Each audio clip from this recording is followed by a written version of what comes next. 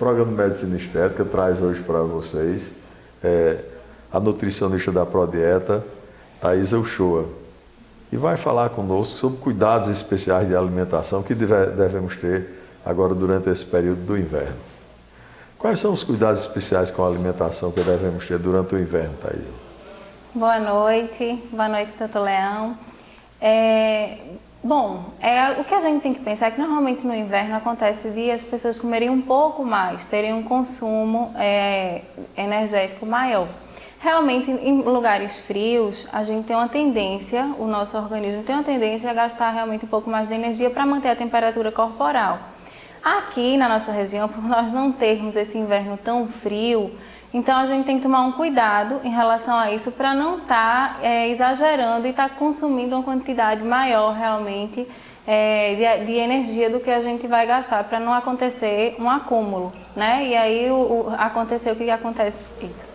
E aí acontecer de engordar, que é tão comum nesse período, né? Então, assim, é realmente evitar alimentos muito gordurosos, dar preferência a sopas leves, cuidar do modo de preparo dos alimentos. Se for consumir um chocolate, por exemplo, dar preferência a um chocolate que tenha 70% de cacau, que é um chocolate mais saudável. Se hidratar, que é uma coisa que a gente acaba esquecendo, né, no inverno. O modo de preparo dos alimentos é evitar as frituras, evitar os alimentos que sejam feitos com temperos prontos, né? Então dá preferência aos temperos mais naturais, assados no forno. Então, evitar também as bebidas. O álcool, normalmente, nesse período, ele é mais consumido, então é interessante que haja uma moderação também no consumo de álcool. Tudo isso, o conjunto de pequenas atitudes é que realmente vai fazer a diferença. Ô, Thaís, é verdade que durante o inverno a pele desidrata muito mais do que em outras estações?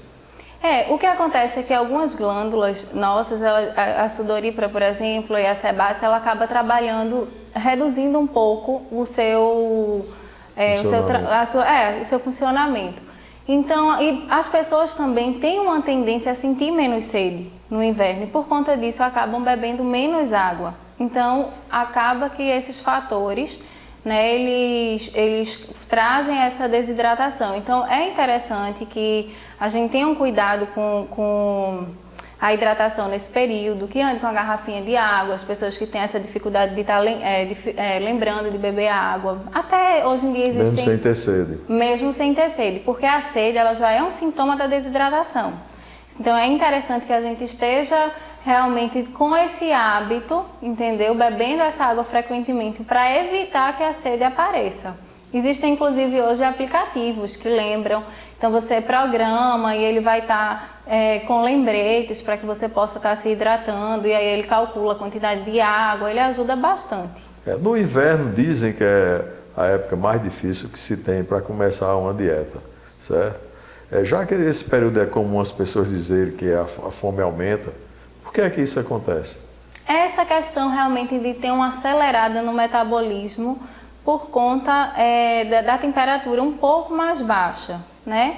Mas que aí a gente tem que tomar um cuidado, porque quando a gente vai comer mais, até por conta da fome, a gente não pode, tem que escolher os alimentos mais saudáveis, né? Se a gente vai nas opções mais calóricas, que a nossa culinária ela é bem gordurosa, a gente tem várias opções de alimentos que não são tão saudáveis, né? Preparações. Então, se a gente não tiver o cuidado de fazer escolhas inteligentes, a gente pode realmente acabar acumulando aí um peso, né? E outra coisa que acontece também é que no inverno muita gente deixa a academia de lado. As temperaturas mais baixas, então tá chovendo, dá preguiça. Então e outra coisa, não tem onde se mostrar, né? É verdade. Se tiver muito frio, não vai para a praia, então não há necessidade de estar com aquele corpo retocado. Só que a gente tem que pensar que é no inverno que a gente vai esculpir o corpo, que a gente vai colocar, vai expor no verão, né? E por que é que você recomenda que as pessoas comecem desde já? Na realidade, eu acredito que a alimentação saudável, ela deve ser constante. Rotina, né? Exatamente, porque você não tem que pensar, porque eu vou expor o meu corpo, porque no verão realmente a gente usa roupas, né, que mostram, deixam o corpo realmente mais à mostra, mas é pela questão da saúde, porque a alimentação ela não está só ligada com a estética, né, então pode ter alterações nas taxas, né? Então, assim, tanto pela questão da saúde quanto pela questão da estética, é importante manter esse equilíbrio na alimentação sempre, tanto no inverno quanto no verão. E aí você não vai ter dor de cabeça, porque aí vai estar no inverno, vai estar no verão, você vai estar se sentindo bem, vai poder escolher a roupa, né? Não vai estar escolhendo uma roupa que vai disfarçar o pezinho extra. Então, a dica é essa, é sempre cuidar da alimentação. Que dica você daria para chegar na estação do ano que vem mais quente, em boa forma? Como eu falei, dar preferência a alimentos que tenham uma preparação mais leve, evitar as frituras, né? Até se quiser comer uma coisa diferente, tentar não exagerar na quantidade, porque às vezes a gente está com vontade de comer aquela comida que não é tão saudável, então a gente já está errando na qualidade do alimento, então bora acertar na quantidade. E até essa questão, esse bom senso, incluir frutas e verduras, que é uma coisa que a gente acaba deixando muito de lado. A questão das frutas, da salada crua, que a gente tem que pensar em comer pelo menos 5 porções por dia. Né? A questão da hidratação é muito importante para o emagrecimento também, né? Faz parte dos hábitos saudáveis. A atividade física associada com a alimentação saudável faz bastante diferença. Thais, eu queria que você assim, rapidamente desse uma orientação às pessoas que vão procurar a Prodieta, no sentido de ter uma dieta balanceada e, vamos dizer assim, individual, que aquela coisa seja feita para cada pessoa e não de uma maneira genérica. Bom, lá na Prodieta a gente trabalha com refeições prontas, então a gente tem um cardápio com mais de 80 opções.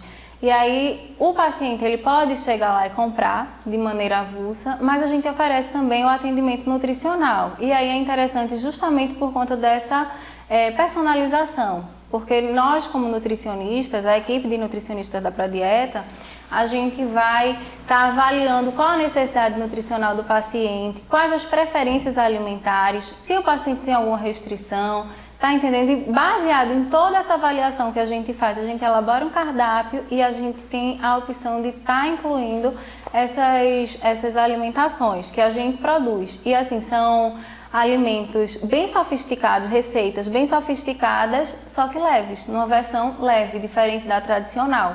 Então, o nosso diferencial realmente é esse atendimento personalizado com essas alimentações. Thais, onde é que fica a Prodieta?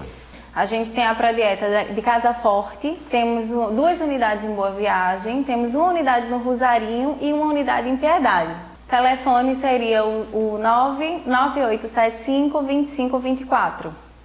Um e-mail ou um site onde possa também se ver isso melhor? Tem o site da Prodieta, prodieta.com.br.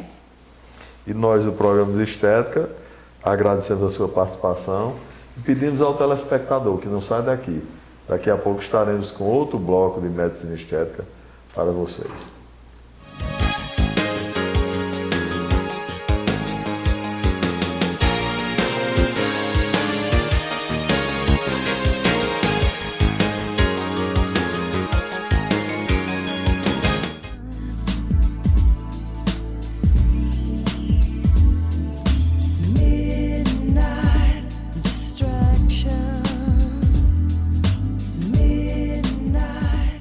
Dona Tereza Cristina, então a senhora foi a escolhida pelo programa. E qual é seu sonho? Tirar essas manchas e essas rugas de expressão.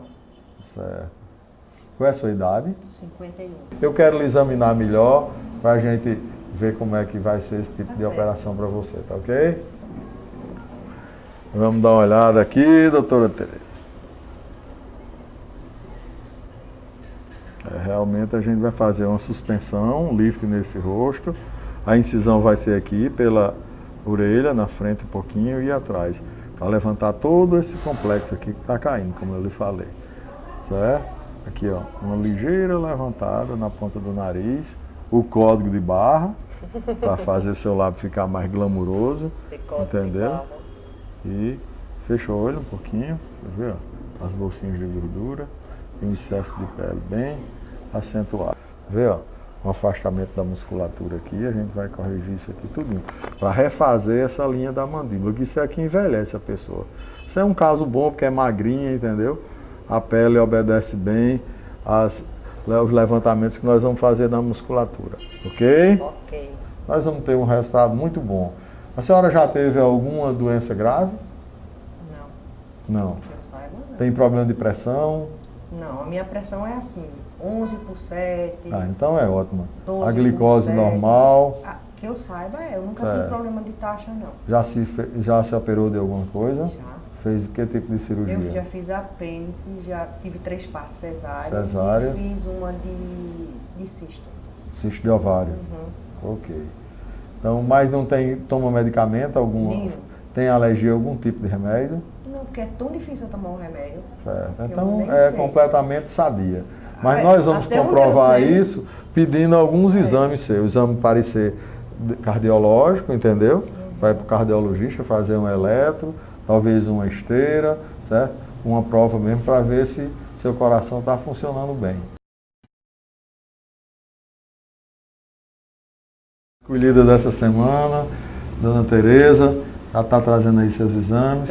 Vamos dar uma olhada, ver se está tudo bom. Espero que esteja tudo em ordem. Certo, vamos dar uma olhada aqui. Vamos marcar o Deus dia, quiser. entendeu? Se E Deus deixar quiser, tudo certinho, tá, Tereza? Um Obrigada. abraço, até logo.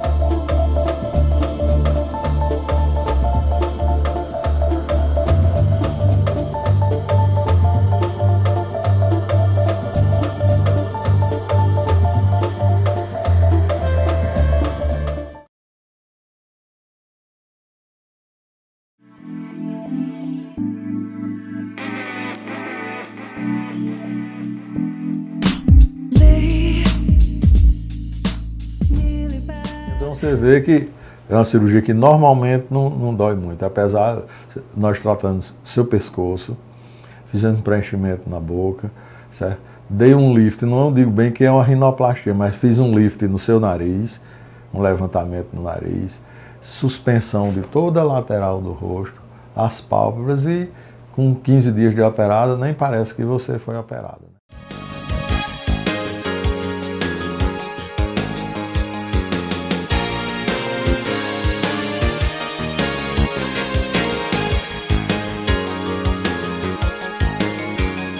A cirurgia de dermolipectomia abdominal foi inicialmente preconizada para tratamento de hérnias. O paciente tinha alguma hérnia incisional, alguma coisa, e a pele fazia aquela distensão e era preciso que se tirasse esse excesso de pele e de gordura. E depois se passou a usar também com fins estéticos. Então, as pacientes grandes múltiplas quer dizer, mulheres que têm muitos filhos, tinham aquela dilatação da musculatura abdominal que ficava afastada e com o tempo aquilo ali ia fazendo como se fossem verdadeiras eventrações, um abdômen avental, fazer assaduras na região do púbis e se começou a fazer a cirurgia, geralmente a cirurgia era feita em âncora, feita uma incisão assim que a gente chama flor de lis e embaixo terminava a cirurgia fazendo como um T deitado.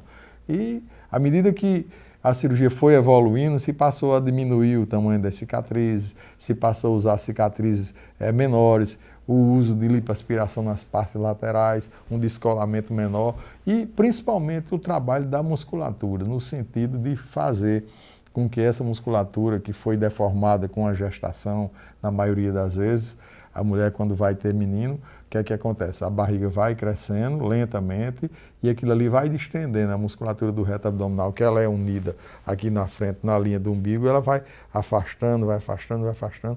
E depois vamos dizer assim, que a paciente tem o menino que pare, ela não volta mais ao normal. E é preciso que se faça um descolamento e por baixo se reaproxime toda essa musculatura para dar uma nova tonicidade. É uma cirurgia que deve ser feita, vamos dizer assim, depois que a mulher tiver todo o seu planejamento familiar completado.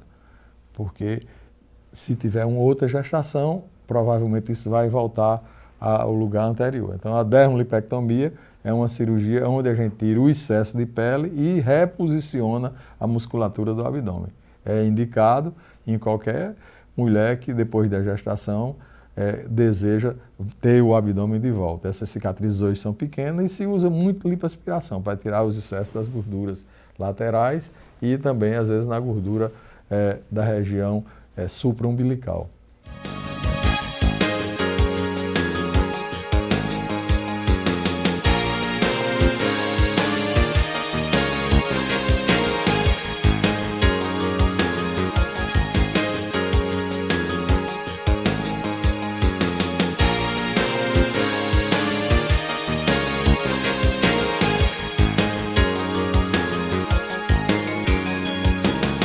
A cirurgia de abdômen, Márcia, por ser uma cirurgia que requer um descolamento grande e tem uma incisão grande também, e a gente precisa fazer uma tração, ela necessita que essa cicatriz tenha um repouso grande. Por exemplo, existe uma diferença muito grande entre a cicatriz da cesariana e a cicatriz da plástica de abdômen. Na cesariana, o menino sai, então fica aquela pele sobrando e não vai ter nenhuma tensão. Já na plástica de barriga, não, a gente vai tracionar para que essa barriga ela fique bem batida, fique esguia. Então, é necessário um repouso, por exemplo, para dirigir, para fazer ginástica na faixa de uns 60 a 90 dias, a depender do caso de cada pessoa. Então, é uma cirurgia que requer um repouso grande. Talvez dentro da cirurgia plástica seja a cirurgia que requer um repouso maior.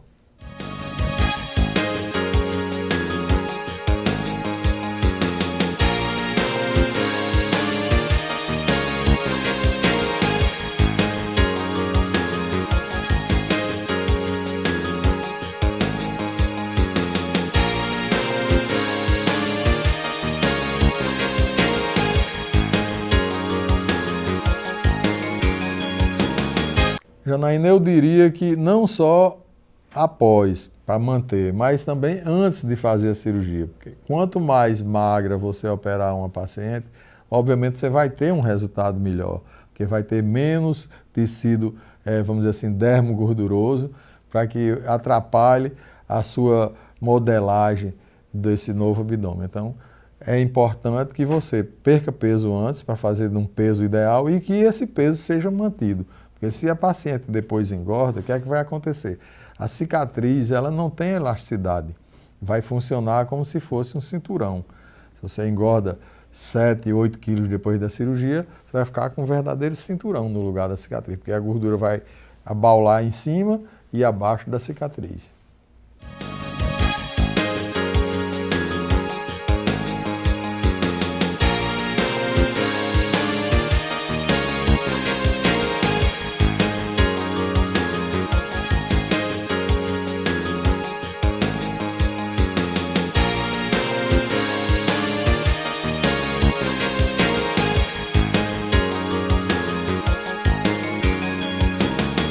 Francisco, a gente teria, no caso, duas chances. Uma, se o paciente relaxar no sentido de não fazer seus exercícios, de continuar uma alimentação inadequada, isso, obviamente, vai fazer com que esse abdômen abaule uma outra vez. Ou então, no caso da mulher não ter o seu planejamento familiar terminado e ela tem uma nova gestação. Então, certamente, vai voltar tudo outra vez.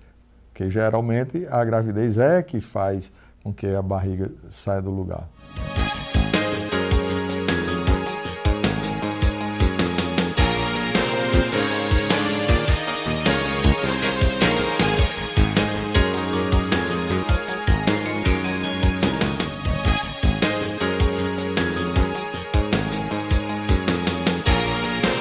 A rinoplastia foi, vamos dizer, a cirurgia preconizada pelos indianos, com retalhos médio-frontais, onde, no caso, as mulheres adúlteras eram penalizadas e, para marcar as mulheres dentro da sociedade, o que é que se fazia? Cortava os narizes das mulheres, para elas ficarem marcadas pelo resto da vida. Então, alguns cirurgiões começaram a fazer uma maneira de esconder esse nariz cortado, até pela náusea que as outras pessoas tinham, faziam retalhos frontais. E daí se começou a fazer a cirurgia de nariz, com os fins de reconstrução. E hoje, a cirurgia de nariz ela é feita também com fins de estética, além de você ter fins de reparação, quando o paciente respira mal e precisa de uma correção na parte septal feita pelo otorrino, também nós fazemos a parte, vamos dizer, estética da cirurgia. A rinoplastia é assim, a mãe da cirurgia plástica no sentido de refinamento, no sentido de a gente ter um resultado mais palpável. Então, a rinoplastia é uma cirurgia simples de execução, pode ser feita tanto de modo aberto como fechado. A gente tem a exorrino, geralmente se faz ou em rinoplastias secundárias, quando a gente opera o nariz pela segunda vez, ou em narizes que são bastante, vamos dizer assim, abaulados, tipo narizes negroides. E tem a rinoplastia fechada, a famosa rinoplastia de Joseph, o pai da rinoplastia moderna, um alemão que preconizou praticamente todas essas técnicas que a gente tem da rinoplastia fechada. E também tem-se a rinoplastia aberta. É uma cirurgia que se deve ter muitos detalhes, porque às vezes 1 milímetro de diferença faz com que seja aparente. Afinal de contas, aqui no país, a gente não usa burca. Então, todo mundo, quando opera uma mama ou uma barriga, pode usar uma roupa, ninguém vai ver. Mas o nariz não, você tem que expô-lo.